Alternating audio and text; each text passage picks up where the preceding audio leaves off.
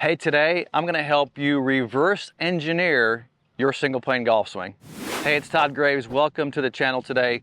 I want to spend some time with you today, and what we're going to do is we're going to talk about the importance of the perfect moment, perfect impact moment, which is the part of your golf swing where you must get correct if you're going to be a great ball striker. But the conversation we need to have today is consistency, because so many people would talk about different aspects of playing golf, hitting it longer, obviously hitting it straighter, but the most important thing you can do for your game, those things being important, is become more consistent. And if you ask me the question, Todd, how do you become more consistent with your golf swing?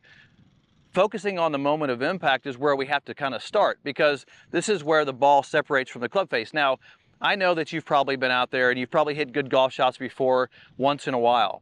And that once in a while thing says, well, I must get it correct once in a while, which may or may not be true. But the guys who are the best ball strikers day in, day out, which was the Mo Normans of the world and the Ben Hogans of the world, those guys did one thing that's very important. If you ask me, why was Mo Norman such a great ball striker? It was because he consistently achieved impact more consistently, more often, more frequently through every golf swing than any other golfer that's ever played. So to become more consistent, we have to focus on what happens at impact. But now, knowing what we need, and I'll go through this, knowing what we need to happen through impact, we know that, and I have the data on that.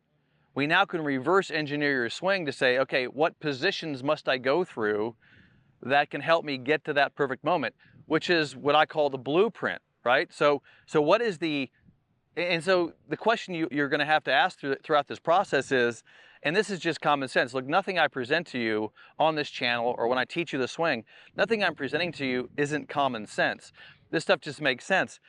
But I think most people learn the golf swing backwards. And the reason I say it is because what they do is they just grab the golf club for whatever reason or whatever they learned, or they might watch another channel, or somehow they get some aspect of what they need to do.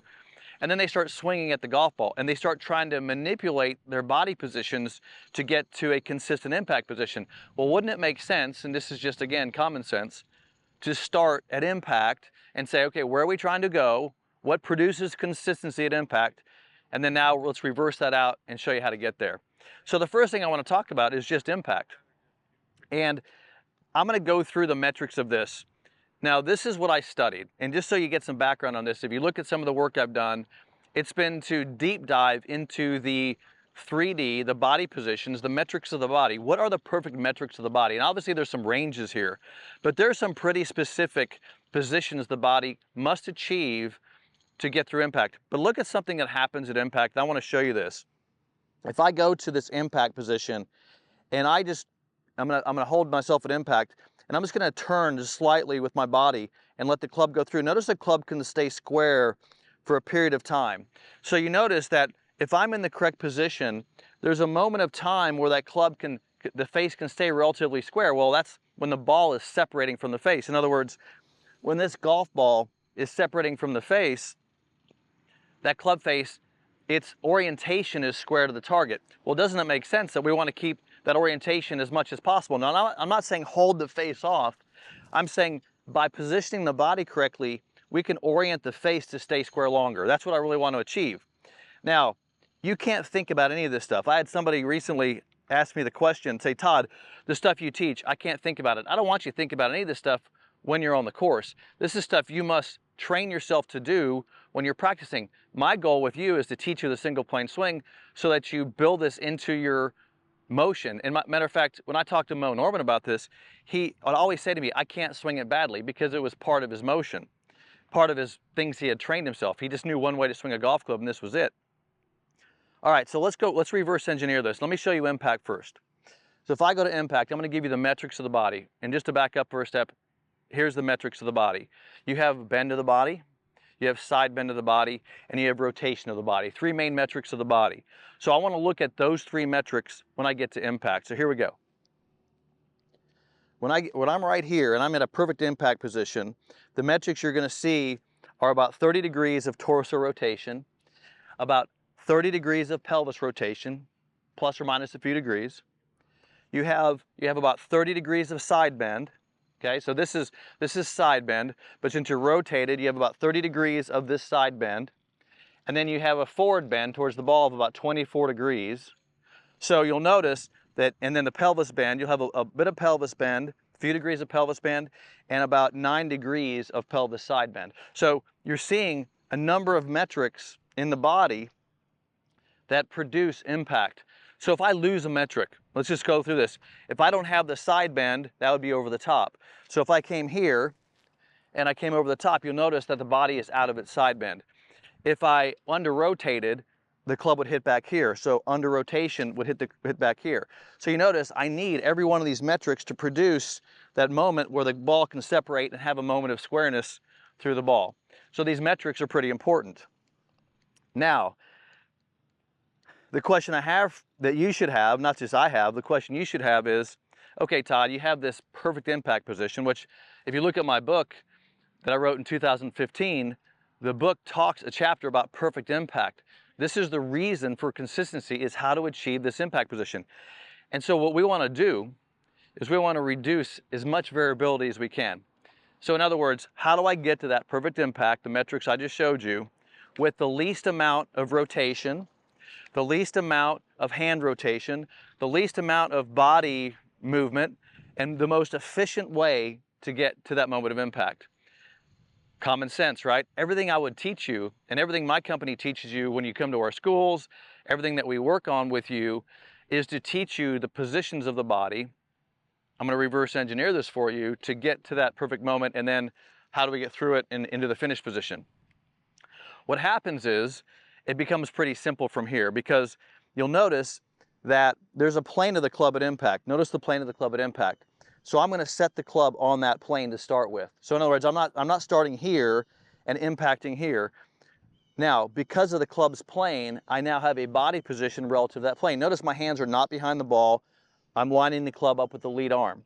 I'm also lining the club up with the trail arm. So you're starting to see that these things I'm doing with my body position and my hand position and my tilt, notice the tilt of the body, which helps me align this arm, my body positions are helping me get to that moment of impact. Everything I teach you from this point forward is reverse engineering the body's position inside those metrics to help you get to impact. Now, I always teach this, and I think one of the worst things taught in golf is teaching you to put the hands on the club as a start for your teaching of your swing. But all instructors do it. They teach you how to put the hands on the club. They say put your hands on the club and hang the arm straight down. I think it's the worst thing taught in golf. Why? Because I must orient the body to align this arm. So you notice, and I've done this for you before, I'll do it again. If I tilt the body, it lifts the shoulder. I put the arm in front of me, it isolates the shoulder. I get internal rotation, which is what happens in the backswing, and then I get external rotation of the forearm, and it limits the amount this hand can go on the club. Notice if those aspects, tilt, rotation, limit, and that's where I grip the club. So I need the tilt as a primary aspect to my setup. So I tilt first, get my hand in position, and now notice the back of the hand is aligned with the face, which is exactly where it is at impact. So again, I reverse engineered the lead hand position. Now watch, look at the trail hand. It's down here, and I bring this up. Notice it's under the club. Please don't call this a strong position, because everything is relative to body position. Because right now you would say, Todd, according to conventional golf, that's a strong hand position. But watch this, it's no longer a strong hand position, because look, I took my tilt out and I bent my arms. So now you're saying, well, it's a normal position. Now it looks strong to you. So these terms that you've been taught may really be confusing you, and I want to stop confusing you and teach you what ideal mechanics are. So here's the address position. My lead arm, obviously tilt with lead arm position, back of the hand in full range of motion. Trail hand is in a non-rotational position. In other words, this hand throughout the motion will do this. It will go back and come down non-rotationally. It's not doing this. It's not doing this in the swing. It's going up and down. This trail arm is folding up, and that's how it's the most direct strike I can make on that ball, is an up and down direct strike. Again, reverse engineering your ability to take this club on its plane, leverage it, and return it back to impact with a square face. Everything I've shown you so far is the single plane swing, because I've started taken the club back and leveraged it and returned it back to its original plane. I'll just strike one real quick for you to watch what goes on here. Notice the tilt of the body, notice the lead hand position. Watch the club. I'll swing pretty easy at this one so you can see it. And what happens is you're back, return to this impact, and then finish. Now,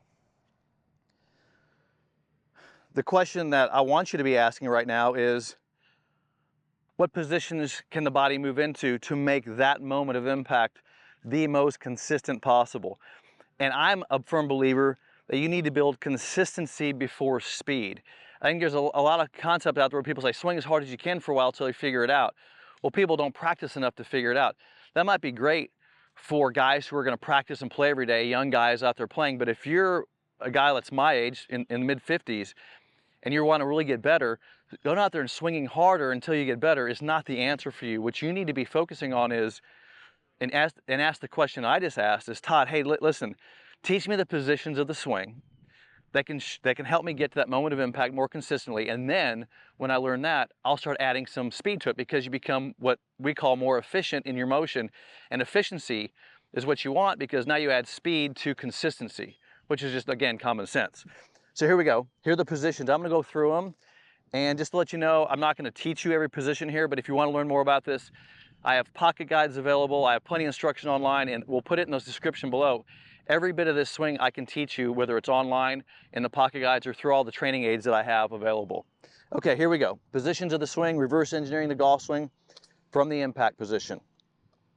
Address position, proper tilt, proper arm position, proper hand position. I'm on the single plane. I turn away, everything moves together. Notice how I'm not manipulating anything. I'm just keeping the same relationship from here to here in the backswing. I leverage the golf club. This is nothing more than the trail arm folding up. That's a leverage position. I stabilize the body. Now I'm turning the body, everything together, not just the arms, not just the body. I'm turning everything together. Notice how the upper body pulls the arms and hands into position. Now from here, I'm in a tilted position. That's why side bend's so important. That starts limiting rotation. And just as a side note here, when I limit rotation, it's because of side bend. That's why metrics of the body are very important, because when you add one metric, when you increase the metric of one part, it reduces another. Let me explain that. If I have rotation of the body, if I add side bend, it limits rotation. So you'll notice that when I increase side bend, it limits rotation. That's what you see happening in the downswing. So here's that backswing again, stabilization. I'm going into the downswing. Notice the side bend is limited. It's going to eventually get to 30 degrees at impact. Now, when I come in here, the thing that's moving now is the arms, hands, and shoulders get to impact, squares the face. Very little movement of the body here. This is just the arm will be bent at impact. Extension of the arm to position 5, we call this. And then we finish on plane, then we stand up. So you'll notice that the metrics and position of the body are what allow me to deliver that club into that moment of impact correctly. And that's how I reverse engineer the swing. The single plane golf swing's entire concept is a reverse engineering concept. In other words, the entire swing is built from here's where you need to be at impact to be consistent. Now let's put you in the proper positions and teach you those positions so you can then produce speed and consistency and get that ball going exactly where you want it, long distances, dead straight, every single time. I hope all that information helps you. Look, check the description below. In the description, you will find access to pocket guides, to my on-demand channels, to training aids that can help you. If you want to learn the single plane swing, that's where you need to go, and contact us and let us know how we can help you learn the perfect single plane swing and get more consistent with your ball striking. Thanks for joining me. Click the bell icon, give me a thumbs up. See you in the next video.